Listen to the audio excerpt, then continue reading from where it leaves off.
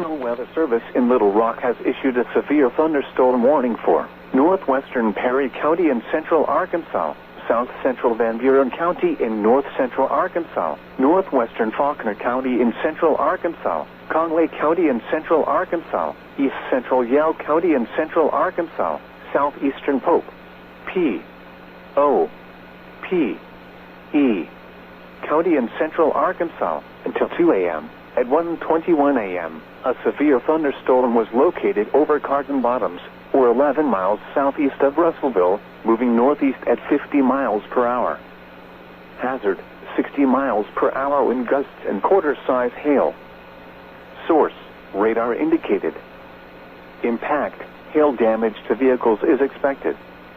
Expect wind damage to roofs, siding, and trees. Locations impacted include Morrilton, Clinton, Greenbrier, Atkins, Pottsville, Wooster, Apello, Damascus, Twin Groves, Menifee, Bethlehem, Sequoia Park, Hill Creek, Happy Bend, Hokeyville, Whipple, Blick, Carton Bottoms, Solvahecchia, Claude. This includes Interstate 40 between mile markers 88 and 118.